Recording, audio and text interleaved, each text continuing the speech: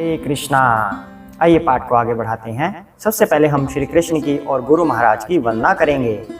ओम अज्ञानतिमिरान्धस्य ज्ञानाञ्जनशलाकया चक्षुरुन्मीलितं येन तस्मै श्रीगुरुवे नमः। श्रीकृष्ण चैतन्य प्रभु नित्यानंद श्री अद्वैत गदाधर श्रीवासादि गौरभक्तवृंद। हरे कृष्णा कृष्णा कृष्णा हरे हरे, हरे राम राम राम हरे हरे। हरे कृष्णा। तो श्री कृष्ण अर्जुन को क्या समझा रहे हैं? श्री कृष्ण ने कल अर्जुन को एक कछुए के माध्यम से समझाया कि कछुआ किस तरह से अपनी इंद्रियों को संकुचित कर लेता है जब कंडीशंस भक्ति के अनुरूप नहीं होती, उसके प्रतिकूल होती हैं, और कब वो अपनी इंद्रियों को फैला देता है जब वो कंडीशंस भक्ति के अनुकूल होती है। तो उसके बाद श्री कृष्ण कहते हैं कि साधु पुरुष जो होता है, विवेकी पुरुष जो होता है, इंद्रियां उसके मन को भी हर लेती हैं, उसकी भी बुद्धि खराब कर देती है, लेकिन जो उसको वश में करने का प्रयत्न करता है, जो भगवान के चिंतन में सदैव लगा रहता है, वो उस पर नियंत्रण पा सकता है। अब आगे करते हैं। हरे कृष्णा। तानि सर्वाणि संयम्य युक्त आसीत मत्परः वशे हि यस्य इंद्रियाणि तस्य प्रज्ञा प्रतिष्ठिता। हरे कृष्णा। जो इंद्रियों को पूर्णतया वश में रखते हुए इंद्रिय संयमन करता है और अपनी चेतना को मुझ में स्थिर कर देता है, वह मनुष्य स्थिर बुद्धि कहलाता है। श्री कृष्ण ऐसा कह रहे हैं कि जो व्यक्ति अपनी इंद्रियों को वश में करने का प्रयास करता है, इसमें दो चीजें बताई हैं। एक तो कि इंद्रियों को खुद से कंट्रोल करना, दूसरा अपने मन को परमात्मा में लगाना।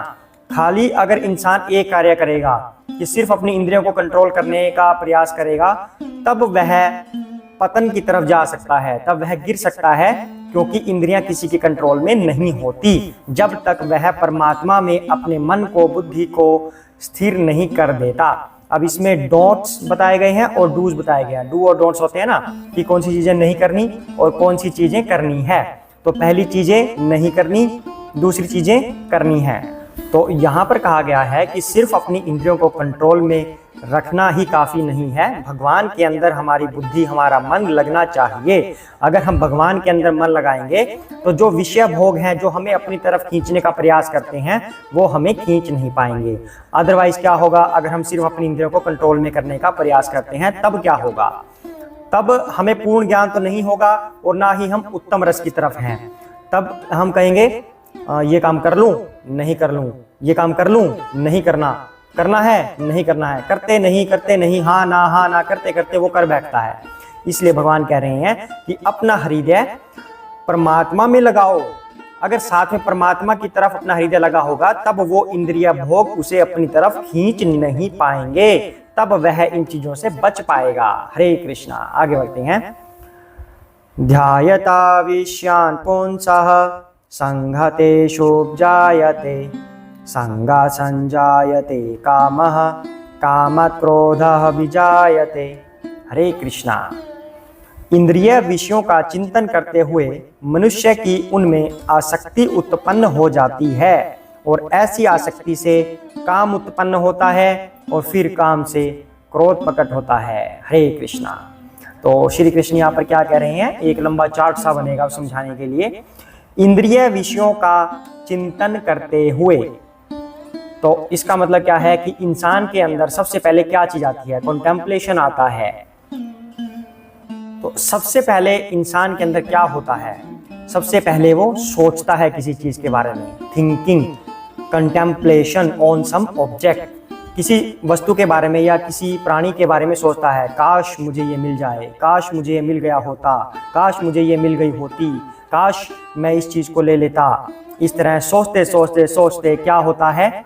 वो अटैचमेंट की तरफ चला जाता है। सेकंड पॉइंट आता है अटैचमेंट। कहते हैं चिंतन करते हुए उसमें आसक्ति उत्पन्न हो जाती है। फर्स्ट पॉइंट चिंतन, यानी कि सोच रहा है उसके बारे में, तो उससे फिर उसकी अटैचमेंट बढ़ जाती है, आसक्ति उत्पन्न हो जाती है।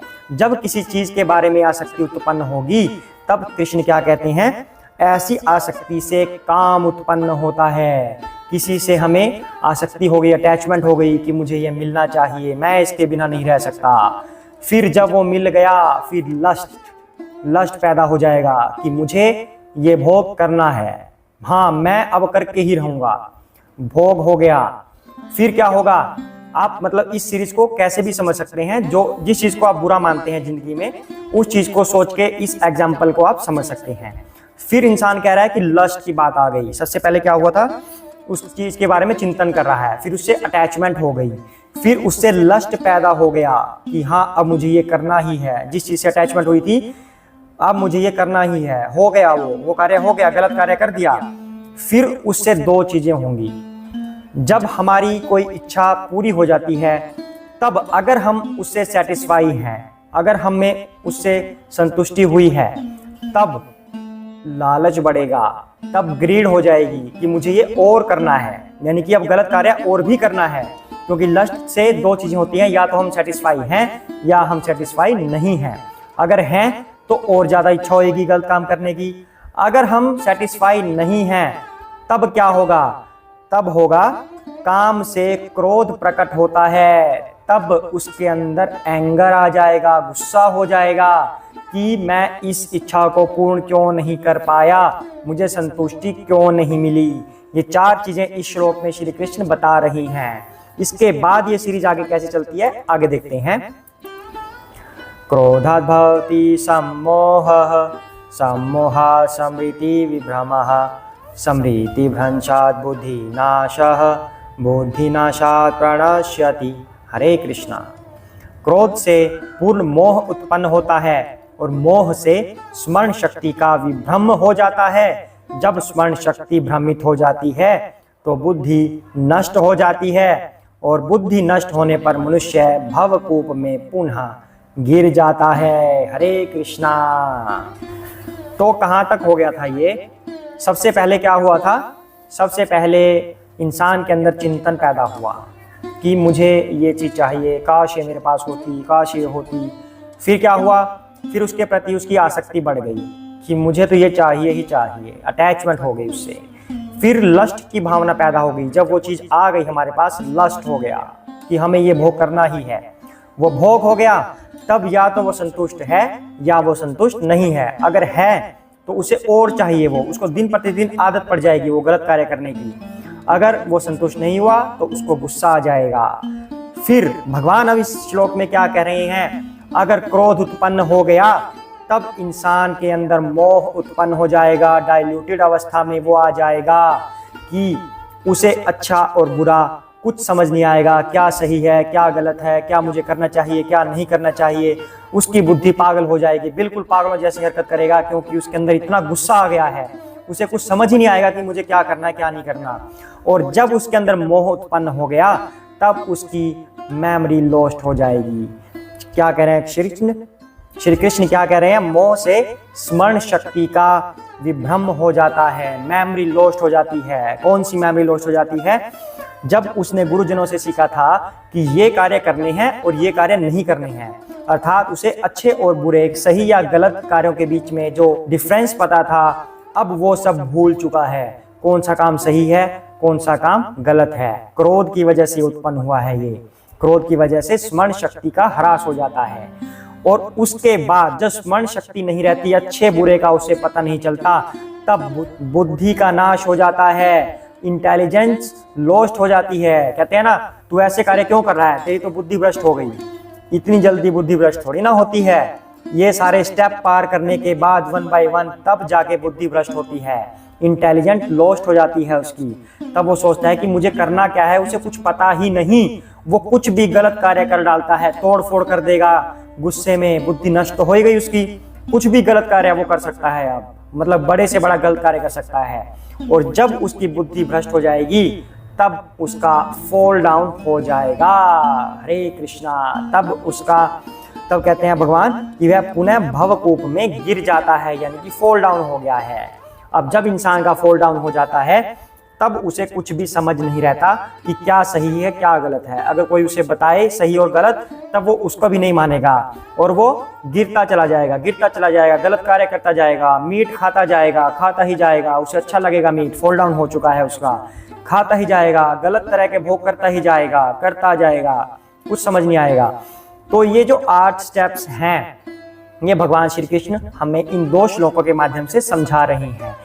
ये शुरू कहाँ से हुआ था? चिंतन से शुरू हुआ था।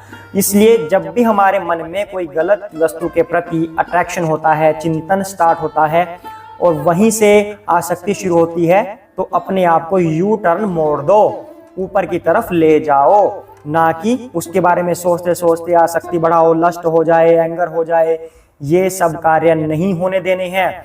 जैसे ही आप सीरीज में नीचे की तरफ जाते रहेंगे, जैसे ही आप सीरीज में नीचे की तरफ चलते जाएंगे, आपका यू टर्न लेना बहुत ही मुश्किल हो जाएगा और अगर यू टर्न नहीं लिया तो अंततः फॉल डाउन हो जाएगा, अर्थात पुनः भवकूप में गिर जाएगा। सारी भक्ति उसकी क्षीण हो गई, जितना बड़ा भक्त वो बना था सब का सब दूषित हो गया। इसलिए शुरू में ही जब गलत वस्तु के प्रति चिंतन आए, उसे वहीं पर खत्म कर दीजिए। और ये खत्म कैसे होगा? भगवान के बारे में स्मरण करने से। उसी समय सभी को मंत्र जाप करना चाहिए। जब भी कोई गलत चीज हमारे माइंड में आती है, उसी समय भगवान का मंत्र जाप कीजिए, हरे कृष्ण कृष्ण कृष्ण हरे हरे, हरे राम राम राम हरे हरे, हरे कृष्णा। जैसे ही ये मंत्र का स्मरण आपके अंदर आएगा, तभी आपका वो चिंतन छूट जाएगा और आप इन स्टेप्स पे नीचे की तरफ आना रोक दोगे, तब ये आपके हाथ में हो जाएगा। बिना भगवान का स्मरण किए आप इससे यू टर्न नहीं ले पाएंगे और स्टेप बाय स्टेप नीचे गिरते जाएंगे और जितना नीचे गिरेंगे उतना ही यू टर्न लेना मुश्किल हो जाएगा, उतना ही ऊपर उठना मुश्किल हो जाएगा।